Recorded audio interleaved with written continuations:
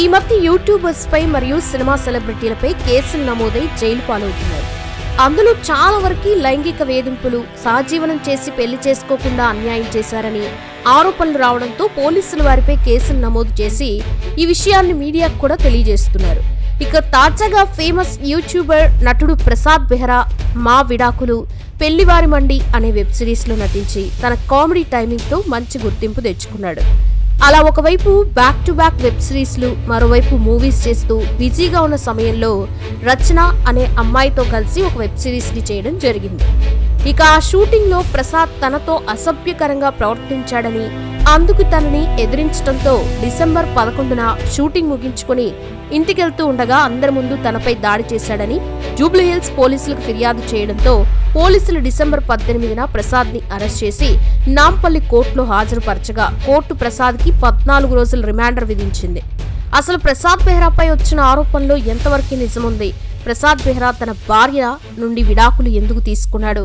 Short films, web సిరీస్లలోనూ అమ్మాయిలకి casting house తప్పదా అనే నమ్మలేని నిజాలైతే ఈ వీడియోలో మనం తెలుసుకుందాం. Prasad Behra alias YouTuber Prasad. ఇతను 1992 జనవరి 3న ఆంధ్రప్రదేశ్లోని శ్రీకాకుళంలో ఒక నిరుపేద కుటుంబంలో జన్మించాడు. తండ్రి ధర్మానంద్ బెహ్రా, తల్లి పార్వతి బెహ్రా. ఇతనికి ఒక చెల్లెలు కూడా ఉంది. ఇక ప్రసాద్ తండ్రి ఒక ఫ్యాక్టరీలో పనికెళ్తూ కుటుంబాన్ని పోషిస్తే తల్లి హౌస్ వైఫ్ గా ఉండేది. అలా అన్ని బాగా సాగుతున్నప్పుడే ప్రసాద్ 3వ ఏట ఉన్నప్పుడు తన తండ్రి అనారోగ్యం బారిన పడి మరణించడంతో అప్పటి నుండి ఇంటి బాధ్యతలన్నీ తల్లి మీదే పడ్డాయి. ఇక అలా తల్లికి చదువు లేకపోవడంతో ఆ ఊర్లోనే అంగన్వాడీలో ఆయాగా పనికెళ్తూ పిల్లల్ని పోషించేది. ప్రసాద్ తన స్కూలింగ్ ని శ్రీకాకుళంలోని ప్రాథమిక పాఠశాలలో చదివాడు. చదువులో అంతంత మాత్రమే ఉన్న ప్రసాద్ తన ఇంటి ఆర్థిక పరిస్థితుల కారణంగా సినిమాల్లోకి వెళ్లి బాగా డబ్బు సంపాదించాలని, తన కుటుంబాన్ని బాగా చూసుకోవాలనుకున్నాడు. కానీ అందుకు తన తల్లి కనీసం డిగ్రీ పూర్తయ్యేంత వరకు ఎక్కడికి వెళ్లొద్దని, చదువు లేకపోతే ఈ రోజుల్లో పరిస్థితి ఘోరంగా ఉంటుందని నచ్చజెప్పడంతో ప్రసాద్కి వేరే దారి లేక చదువులపై తన దృష్టిని సారించాడు. అలా తను ఇంటర్ని పూర్తి చేసి శ్రీకాకుళంలోని గవర్నమెంట్ కాలేజ్లో తన బిఏ డిగ్రీని కూడా పూర్తి చేశాడు.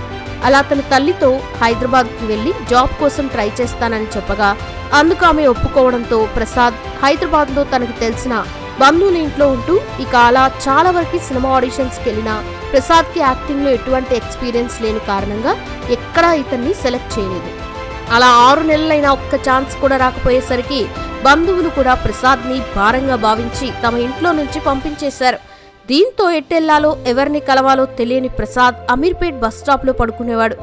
అంతేకాకుండా చేతిలో చిల్లిగవ్వ కూడా లేకపోవడంతో, తినడానికి కూడా డబ్బులు లేకపోవడంతో ఇంటికెళ్ళిపోదామనుకున్న తల్లికి భారంగా ఉండడం ఇష్టం లేక ఏం చేయలేని పరిస్థితిలో ఉండేవాడు. ఇక అలా ఒక స్టేజ్లో పోలీస్ స్టేషన్లో భోజనం పెడతారని పోలీసులు వేశ్యల్ని అరెస్ట్ చేస్తుంటే తాను కూడా వారితో ఉన్నట్లు నటించి పోలీసుల జీపులో ఎక్కబోయేవాడు. కానీ అక్కడున్న వారు అతనికి ఎటువంటి సంబంధం లేదని చెప్పడంతో మధ్యలోనే ప్రసాద్ని దింపేస్తూ ఉండేవారు. ఇక అలా ఉంటే అవదని మరుసటి రోజు రియల్ ఎస్టేట్ ఆఫీస్లో వేకెన్సీ ఉండడం చూసి ప్రసాద్ అందులోకి వెళ్ళి జాయిన్ అయ్యాడు. అలా 3 నెలలు అక్కడ పనిచేసి కొంతవరకు డబ్బును పోగేసుకుని ఎలాగైనా తన లక్ని సినిమాల్లో ట్రై చేయాలని జాబ్కి రిజైన్ చేసి డైరెక్టర్ మారుతి దగ్గర అసిస్టెంట్గా జాయిన్ అయ్యాడు. ఇక అలా తర్వాత కొంతమంది డైరెక్టర్స్ దగ్గర అసిస్టెంట్ డైరెక్టర్గా, స్క్రిప్ట్ రైటర్గా పనిచేస్తూ కొంతవరకు ఎక్స్పీరియన్స్ని తెచ్చుకున్నాడు. ఇదిలా ఉంటే ఇదే టైంలో బైక్ మీద షూటింగ్ స్పాట్కి వెళ్తున్నప్పుడు ప్రసాద్కి యాక్సిడెంట్ అయ్యి తలకి కాళ్ళకి తీవ్ర గాయాలవడంతో 10 రోజులు కోమాలోకి వెళ్ళిపోయాడు. ఈ కొడుకు పరిస్థితిని తెలుసుకున్న తన తల్లి 2010లో ప్రసాద్ని శ్రీకాకుళం తీసుకెళ్లిపోయింది. అలా 6 నెలల్లో రికవరీ అయిన ప్రసాద్ ఆ తర్వాత 5 సంవత్సరాలు అక్కడే ఒక కంపెనీలో జాబ్లో జాయిన్ అయ్యి వచ్చిన డబ్బులతో చెల్లికి పెళ్లి చేసి తన బాధ్యతను తీర్చుకున్నాడు. ఇక అలా అన్ని బానే సాగుతున్నా తను మనసు మాత్రం సినిమా ఇండస్ట్రీ వైపే ఉండడంతో తన తల్లిని ఒప్పించి 2015లో మళ్లీ ఇండస్ట్రీలోకి ఎంట్రీ ఇచ్చాడు. కానీ నటుడిగా కాకుండా రైటర్గా వర్క్ చేయాలని తనకి తెలిసిన మేనేజర్ని కలిసి ఛాన్స్ అడగ్గా ప్రసాద్కి ఈటీవీలో వచ్చిన లైఫ్ ఈజ్ బ్యూటిఫుల్, అల్లరి అల్లరి అనే సీరియల్కి అసిస్టెంట్ రైటర్గా, అసిస్టెంట్ డైరెక్టర్గా పని చేసే ఛాన్స్ వచ్చింది. అంతేకాకుండా లైఫ్ ఈజ్ బ్యూటిఫుల్ సీరియల్లో ప్రసాద్ ఒక చిన్న పాత్రలో యాక్ట్ చేయడం ద్వారా తన నటన అరంగేటం చేశాడని చెప్పొచ్చు. కానీ ఆ సీరియల్లో ఎంత కష్టపడినా నేమ్ గానీ మనీ గానీ రాకపోయేసరికి ఇలా ఉంటే అవ్వదు అనుకుంటున్నప్పుడే అదే టైంలో MCN కంపెనీ కొన్ని యూట్యూబ్ ఛానల్స్ని తమ కంట్రోల్లో పెట్టుకుని వాటికి కంటెంట్ రైటర్స్ కోసం, డైరెక్టర్స్ కోసం ఆడిషన్ నిర్వహించారు. అలా తన రైటింగ్ స్కిల్స్ మరియు యాక్టింగ్ స్కిల్స్ తో ఆకట్టుకున్న ప్రసాద్ కి మొదటిగా ఐ యామ్ ప్రెగ్నెంట్ అనే షార్ట్ ఫిలిం లో యాక్టర్ గా, డైరెక్టర్ గా ఛాన్స్ ఇచ్చారు. ఇక ఈ షార్ట్ ఫిలిం రిలీజ్ అయ్యి అంతగా ఆకట్టుకోలేదు, కానీ ప్రసాద్ యాక్టింగ్ కి మరియు సెన్స్ ఆఫ్ హ్యూమర్ కి యూట్యూబ్ లో ఆఫర్స్ ఎదుక్కుంటూ వచ్చాయి. అలా బ్రేకప్ సోడా అనే షార్ట్ ఫిలిం చేసేటప్పుడు అందులో హీరోయిన్ గా చేసిన జాను నారాయణ అనే అమ్మాయితో ప్రసాద్ కి మంచి పరిచయం ఏర్పడింది. ఇక జాను నారాయణ విజయవాడలో పుట్టి పెరగ్గా తను 9th క్లాస్ లో ఉన్నప్పుడు యాక్టింగ్ పై ఇంట్రెస్ట్ ఏర్పడింది. అలా తను ఇంటర్కి వచ్చేసరికి విజయవాడలో జరిగే షార్ట్ ఫిలిమ్స్ అన్నిట్లోనూ యాక్ట్ చేస్తూ కొంతవరకు గుర్తింపు అయితే తెచ్చుకుంది. ఇక అదే సమయంలో విజయవాడలో చెలో మూవీ షూటింగ్ జరిగేటప్పుడు కొంతమంది ఆర్టిస్టుల కోసం ఆడిషన్ పెట్టగా జాను కూడా అందులో పాల్గొని ఒక చిన్న పాత్రకి సెలెక్ట్ అయింది. ఇక ఈ మూవీ రిలీజ్ అయి హిట్ అవడంతో తాను హైదరాబాద్ వెళ్తే ఖచ్చితంగా ఫేమస్ హీరోయిన్ అవ్వొచ్చని తన తల్లిదండ్రులను ఒప్పించి హైదరాబాద్కి వెళ్లి ట్రై చేయడం మొదలుపెట్టింది. ఇక అలా మొదట్లో 2 చిన్న బడ్జెట్ మూవీస్ లో యాక్ట్ చేసినా అవి మధ్యలోనే ఆగిపోయాయి.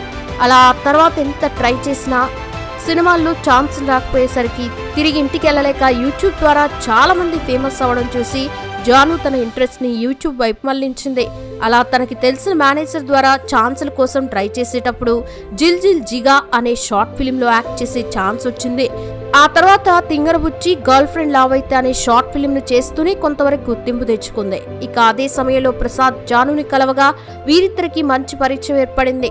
ఆ పరిచయం కాస్త నిదానంగా సన్నిహితంగా మారి ఒకే ఇంట్లో లివింగ్ టుగెదర్ లో ఉంటూ వచ్చారు. అలా వీరిద్దరూ కలిసి Vantalakka, dad's little princess, single చింతకాయ్, దోస్తులు, చేసిన పెళ్లి అని 20 వెబ్ సిరీస్లలో కలిసి యాక్ట్ చేస్తూ మరింత క్లోజ్ అయ్యారు. ఇక అలా 2.5 సంవత్సరాలు లివింగ్ టుగెదర్ లో ఉన్న వీరు పెళ్లి చేసుకోవాలని డిసైడ్ అయ్యి ఇరు కుటుంబాలకి చెప్పగా మొదట్లో జాను ఇంట్లో వీరు పెళ్లికి ఒప్పుకోలేదు. అయినా పట్టుబదలని విక్రమార్కుల్లా పట్టుకొని కూర్చోవడంతో తమకి వేరే దారి లేక ఇరు కుటుంబ సభ్యులు 2021 జనవరి 15న వీరిద్దరికి పెళ్లి చేశారు. ఇక అలా పెళ్లయ్యాక జానుకి సినిమాల్లో హీరోయిన్ గా ఆఫర్స్ రావడంతో ఇండస్ట్రీ గురించి బాగా తెలిసిన ప్రసాద్ అందుకు ఒప్పుకోలేదు. కానీ ప్రసాద్ తనని యాక్టింగ్ లో ఎంకరేజ్ చేస్తాడనే నమ్మకంతోనే తనని పెళ్లి చేసుకున్న జాను పెళ్లి తర్వాత ప్రసాద్ లో వచ్చిన మార్పుని తట్టుకోలేకపోయింది. ఇక అందుకు తోడు ప్రసాద్ కి పబ్స్, పార్టీస్ అని లైఫ్ స్టైల్ అలవాటయ్యి జానుని ఇంట్లో వదిలేసి తరచూ వెళ్తూ ఉండేవాడు. ఇక అలా చిన్న విషయాలని పెద్దవిగా మారి వీరిద్దరికి మనస్పర్ధలు మొదలయ్యాయి. ఇదిలా ఉంటే ప్రసాద్ కి ప్రాపర్ ఇన్కమ్ లేక యూట్యూబ్ పైనే డిపెండ్ అవడంతో తమకున్న ఆర్థిక పరిస్థితులని దృష్టిలో పెట్టుకుని జాను ప్రసాద్ కి తెలియకుండా 2 మూవీస్ కి సైన్ చేసింది.